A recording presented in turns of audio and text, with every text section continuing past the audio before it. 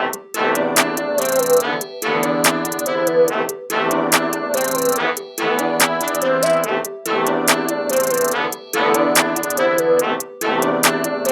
love you, Heartworm.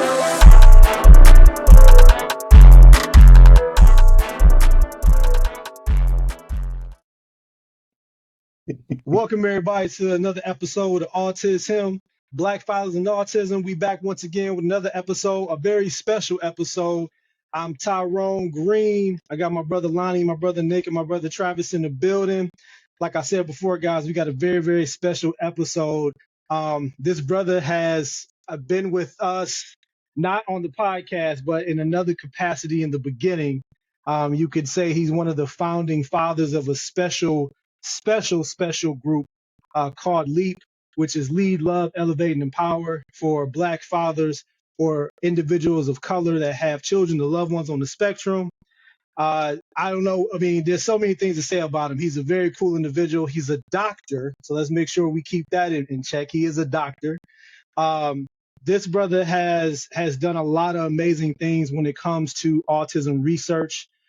He's well known, not just in the country, but in the world. He has, I mean, he has a very long standing career.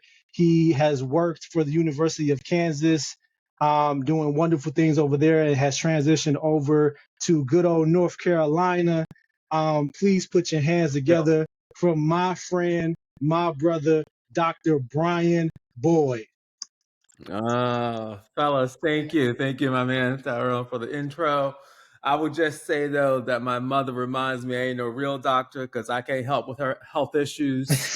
I just have a PhD, so it keeps me humbled and grounded. So That's fair. Well, that's fair, man. So again, thank you for coming. We just want to start from the beginning, man, the beginning of your journey. So I just want to ask you how you got started in your career. I heard that what jump started it was a psychology course, an abnormal psychology course you took way back in the day. So I just wanted to find out if that was true. But just tell us a little bit how you got started in what you do now. yeah, man, I've been asked that question, quite a bit, and it's something you reflect on as you sort of get further along. Yeah, I was a psych undergrad at the College of William and Mary, which is a small college in Virginia. And I took an abnormal psychology class, and this was in the late 90s. And at the time, we didn't know a lot about autism. I mean, autism as an eligibility category under education law really didn't come online till like 1990. So autism is only like a paragraph description, but I don't even know what it was about that paragraph that stuck out to me. But I decided to search online about autism. We didn't have Google back in the day. Can't remember how we used to search computers, but whatever search engine we were using at the time. And maybe because of the proximity of where I was in Virginia to the state of North Carolina, what came up was a place called Camp Royal, which is a summer camp for autistic people of all age ranges, ability levels. And I applied to be a camp counselor. And to my knowledge, at that time, I had never personally interacted with an autistic person that I knew of at the time.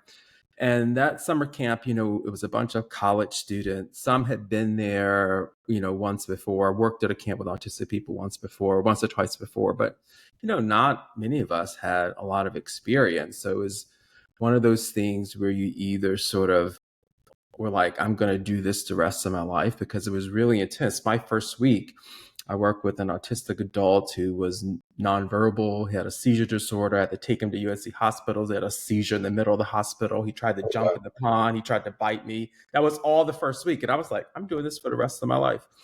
And so I just, talked to some folks who were there, who worked with the TEACH program, which is a statewide autism program in North Carolina. And they suggested I reach out to some people at TEACH because I was about to be graduating, because I expressed to them that I think I like to stay in autism. So that was sort of my first experience. Now I have, family members, like a lot of us, who are on the spectrum, but at the time I didn't. So I don't know. It just seems it found me to some degree, I guess is how I would express it now. Yeah. So to that point, I know you did your undergrad in Virginia. Is that correct? I Okay. did. So let me ask you this, because I know you've done a lot of research, especially in marginalized populations. I wanted to ask you, because I know you were the director for, if I'm please correct me if I'm wrong, for Juniper Gardens Children's Project when you were working at Kansas. Were Yep, you? Yeah. that's So right. how were you with that, being over director over that? Like, how was that experience? And I know you're no longer there, but I don't know much about the place, the institution, but I just don't want to get a little bit of feedback about it. Yeah. Well, I'm also now interim director at the Frank Porter Graham Child Development Institute at Let's see. UNC. Because the one thing about academia is once you become an administrator, people don't let you stop being an administrator. Um, so both, I'll sum it up a little bit. Both institutes were sort of founded in the mid 1960s, really as part of Lyndon Johnson's war on poverty movement. So at that time, we were trying to think that education, right, was the way to help kids in poverty get out of poverty or escape poverty. But to relate it sort of to my work on marginalized families and minoritized families, I think both centers have had to grapple with their history because at the time you had white professors working with mostly Black and brown children in poverty, who were built their career on that research, right? And so I think both have had to acknowledge that history and what it really meant to sort of build your research career, um, on, I hate to say this, but on the backs of Black and brown children. And no one was doing anything that they thought was bad or, at the time, and still in a lot of places today, the majority of professors especially in predominantly white universities are white. So those were the researchers at the time. They had the status at the time to do the work.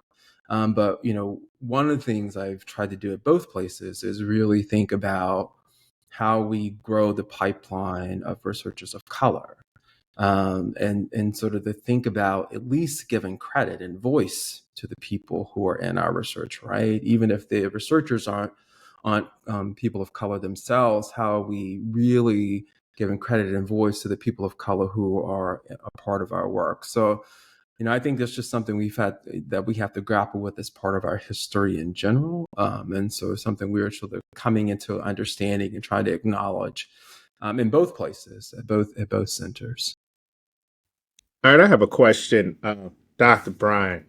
So you just mentioned President Johnson having, the war on poverty and education being a way out of that.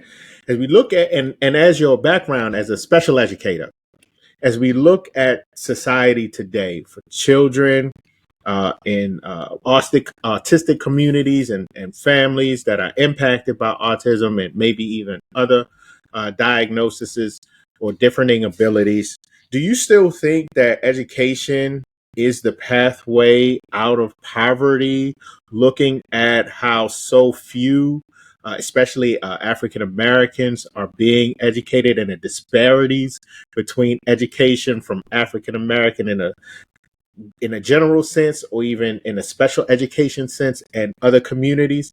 Is education still that pathway out to leveling, to getting out of poverty and leveling the gap in wages in this country?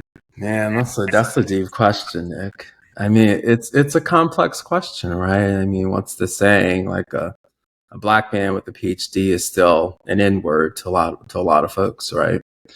Um, I think some of you are around my age. I'm late 40s, 50 in a couple years. I think my generation, if I'm correct and looked at the data correctly, was the last generation where essentially you could get an education without debt overtaking you. You could somehow get your way out of student loan debt. Now we know that lots of students go to college, get an education, but they're so saddled with debt, it's hard to claw their way out of the circumstances that they find themselves in. So now we're trying to think about other pathways to out of one's circumstances. I don't know. I mean, education helped me in some ways, not in all ways. It doesn't allow me to escape the effects of racism. It certainly helped income wise. Neither of my parents went to college. I'm a first generation college student.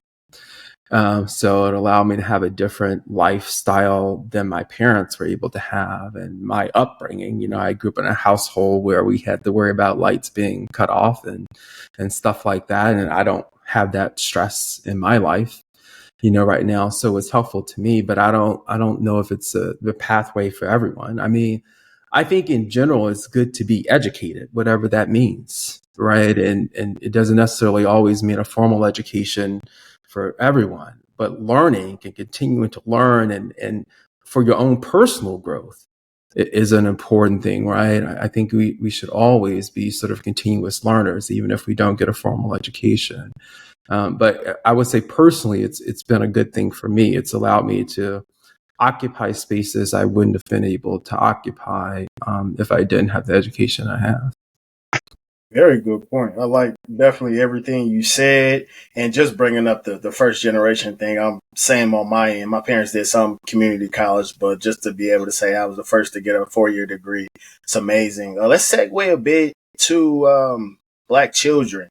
Do you feel that Black children are looked over for spectrum diagnosis and more so put in a box of, oh, they're just misunderstood or they're just being bad and showing bad behavior? Yeah, man, that's a good question, Trav. I mean, I think we continue to see that. What we're seeing, the data sort of suggests that we're now identifying more Black kids somewhat equally as white kids with autism. But we still see all kinds of issues with the delayed diagnosis, of the timing of the diagnosis, right? We still see issues of misdiagnosis, with Black kids being more likely to get early diagnoses of sort of behavioral concerns or ADHD instead of autism. And we also still see that healthcare providers often dismiss the early concerns of Black parents.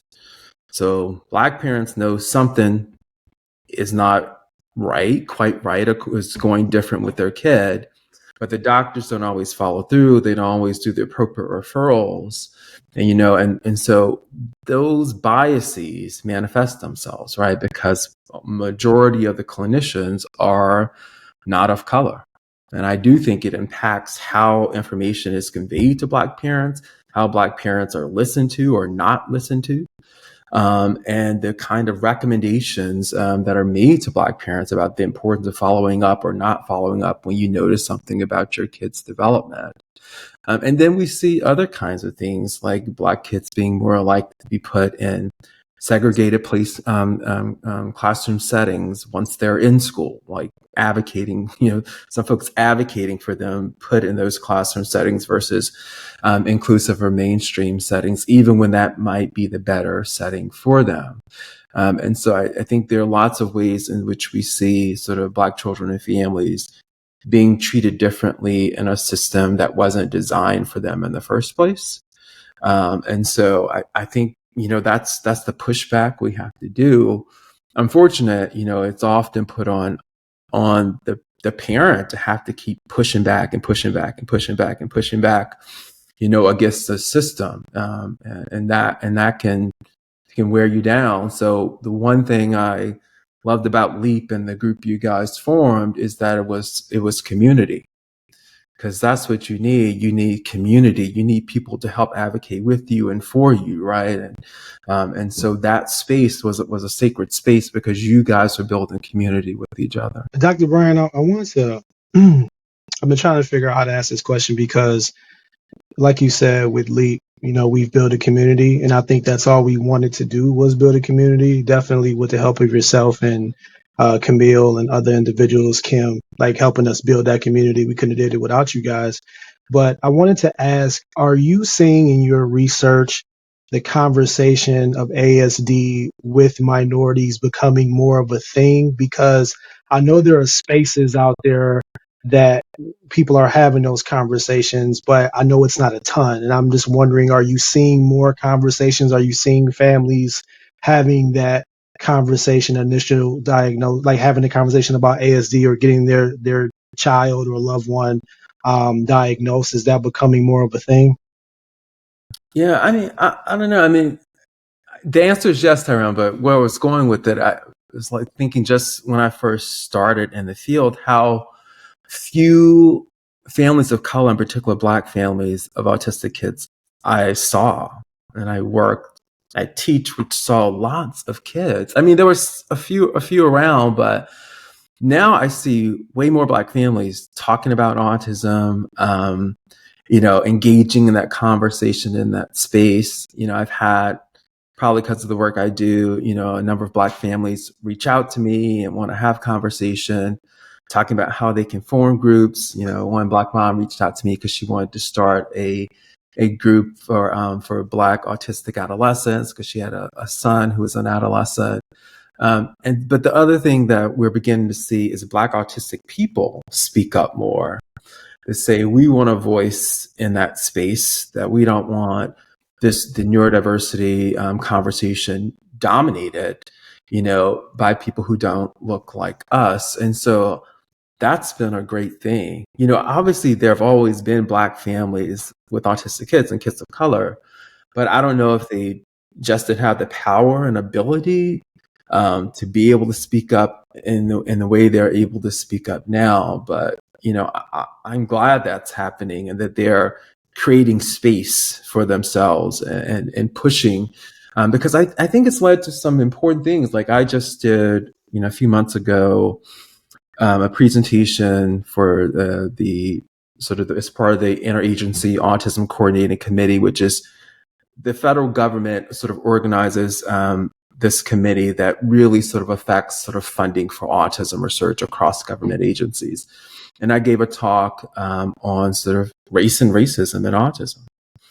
I wouldn't have been asked to give that talk when I first started because no one thought about Black people who had autism, right? It was just, oh, autism, everybody has autism. We're all the same. We're colorblind, it's autistic. Because in autism, and it's not, no, we're not colorblind in autism. Black people are experiencing some real things. And having a kid with autism doesn't keep you from having racist encounters or having to deal with the impact of racism. So the conversation is definitely shifting to around. I think it's because there are more families, there are more of you guys who are speaking up and giving voice to your experience. So I think about, I know that you do a lot of work with communities and also looking at evidence-based interventions, but I know some of the autism self-advocates push back against some of the evidence-based interventions such as ABA, etc. But my critique of those sort of evidence-based research approaches has been just the fact that so few, if any, include diverse populations. So they were normed or validated with populations that aren't representative. And so in thinking about that, what are your thoughts just about how we think about evidence-based interventions, given that so few of them have been normed with representative populations? yeah, my man Lonnie, you could probably answer that. My man's about to have his PhD soon. Is in this space. Yeah, I mean, obviously this issue is not unique to autism. Across lots of fields, we know that the preponderance of evidence for a condition or issue was based upon white people. I mean, that's just how that's who participated in research, that's who the researchers were.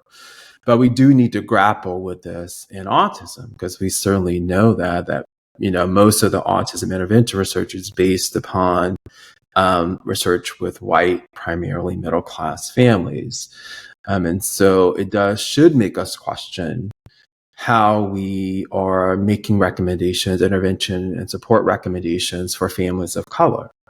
And I think, until we start building an evidence base specific to different groups, what we need to start doing is really asking people's opinions or perspectives on things to understand if this is a culturally appropriate intervention for this particular family, right? Mm-hmm. Does this fit them? Is it something they're comfortable doing? Does it fit with their values and beliefs about interventions and practices? And we need to sort of asking families and centering them. But the other part of that, Ronnie, is we need more people that look like you. we need to diversify the research workforce. So we have people who are thinking about these things as they're doing the research and the work, because it's not like I don't sort of think that because I'm Black, I can go out and recruit Black people. Like, I'm not that naive. You have to do work. You have to build trust with community.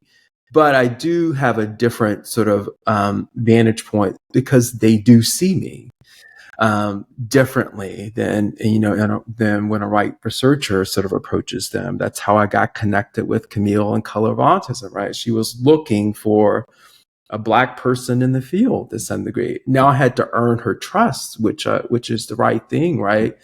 And so show that I was going to keep up my end of the bargain. And I was deeply sort of connected and interested in research on Black families. But, we definitely need people like us in the field, because we're going to ask these questions, and we can help make some inroads in this space to help diversify the kind of research and the research participants that are showing up in our studies. But we got work to do.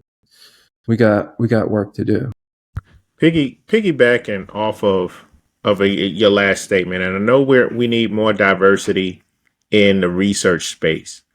But as you're in your position as an administrator, maybe put your director's hat on in academia, how do we increase the unicorn BCBA population that meets, Lonnie's point earlier about having, some ABA therapy and evidence base around that? How do we increase the population of African Americans on that side, as well as, I know we talked about the researcher side, but, in the home, working with children, RBTs, BCBAs? How do we, put that on, from your director's, administrator's perspective? How do we increase those numbers? Yeah, I mean, and Nick, man, you can expand it out. Like, the majority of teachers are white, about 80%. The majority of OTs, SLPs, I think somewhere between 80 and 90% are white. So across the board, service providers tend to be predominantly white in these fields. And so the question is, you're right, like, how do we diversify the field in general? And, some of it, I believe a little bit is at least starting early, starting when folks are in middle and high school and letting them know about different career pathway options. I didn't really know anything about, I don't even know how I ended up in special education, really. I didn't know anything about it, really. I mean, I saw kids with disabilities, but, in particular at the time I was in high school, those kids were in that class over there, and they never interacted in the space I was in. And they rode a separate bus, the whole thing. It was such a segregated school environment. And so I guess it was that exposure to autism that sort of got me in there. But for a lot of kids, just that they don't get exposed to people with disabilities and career pathways for working with these populations. How do we start earlier with getting, kids of color, understanding that you can be a BCBA and you can make a good salary. You can be a speech path and you can make a good salary. You ain't gonna make all that great of a salary as a teacher, but you could go into that profession if you want, right? But just exposing kids to these different career opportunities, right? And there's something just in and of itself rewarding about working in this space. But I think we have to start earlier, allowing people to see that this could be a possibility for them, right? Staying on topic with educators, specifically those who are going to be, upcoming in the near future, we'll even say current, what would you say is the biggest piece of advice you can provide to them to help them be able to navigate the space of those that are going to be, teaching children that are on the spectrum? What advice would you provide to help them be successful as best as they can to guide them? Wow, that's a good question, my man. I think there are a couple things. I think in almost all careers, you need a mentor and support when you first start out. So find that mentor and support. But the other thing, I remember when I was in the classroom, I learned the most by talking to parents. They know the most about their kids. So make time and space to have conversation with the parents of kids in your classroom. Like, I modified schedules, or I adapted schedules, or I thought about the things I was teaching or how I approached teaching a particular kid based on what parents said, well, this is what works at home, right? And so, I think sometimes you can lose sight of that, like how much expertise lies in the parent and their knowledge of their kid. And so find a good mentor and make time to talk to parents and listen to them, and really listen to them about what they know, the strengths and challenges of their kids. And all the parents I know are very honest about the strengths and challenges of their kids, right? What they can do and what they won't do. For a second, talking about how basically we all met through LEAP, and myself, Lonnie, Nick, Trav, we all been at a bunch of ASD trainings. Me and Nick in particular was in the same training, Colors of Autism with Camille and her team. And so one of the things I wanted to ask you is that we find that when we're in those trainings, it's probably 90% female, all the moms, and one or two of the dads. So I wanted to ask you, what, in your opinion, why is that? And whatever, and the second part of that is, how can we increase that and make that better? Because, we have LEAP, and even with LEAP, like we have our core group, and we have fathers come in and out, and some of them kind of disappear off the face of the earth. Some of them kind of stick around, or they'll leave for like several months and then come back, and there's not really a lot of consistency. And we get it, you're a father, you're busy with your child, and there's life, right? Life, things happen. But what can we, why do you think that is, first of all? And then second, how do you think we can try to increase that to get fathers, or men of color just involved more in the conversation, in the trainings, just to be a part of, hey, we are trying to build this community, and we can't do it with just 5 of us. We got to have more than that. So I'm just trying to get your opinion on that. What do you think we could do to increase it?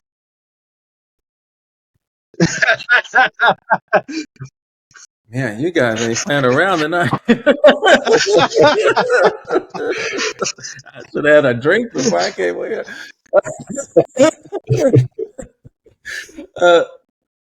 I mean, you got, part of it, right, is a larger reflection of society where we just think that women take on caregiving roles, and, they've been showing up in a lot of these spaces, and how we as men feel comfortable or don't feel comfortable sharing and talking about our feelings about things. And I don't know how to necessarily get more people to show up to you guys, but I do encourage people to show up, because what you guys did in that group wasn't just about autism.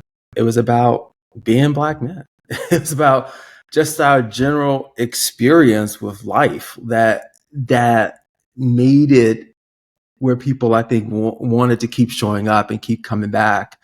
And so sometimes I think we get so centered on the autism, we forget people are living lives, right? And it's not just about having one or more autistic kids. It's about the life I'm leading and what I'm trying to accomplish as a man in society, in general. And you guys went there with some deep conversations around different, but you also made it fun. You made it, a group where you could have a good laugh at times. And so you created that space and that environment. I'm just trying to think about how we do that, because I think support groups work differently for men, in particular men of color. And you guys are a good model for how you could do something like that if we could get more people to see what you guys have created. And to some degree, I stepped out because I felt like you guys had got it to a place where it was a real sacred place. I'm not a dad, and I'm not a dad of an autistic child. And I felt like it had become a real sacred place for for Black men or men of color who had autistic children, and you guys had created that. So I felt like I was invading the space a little bit. I'm always happy to show up and talk about research if you want me to, but you guys had built such a community. I was like, oh God, you guys are owning that now. You guys have really created that. And I just wish we could replicate it more, because what I do find is that men do need to talk about these things.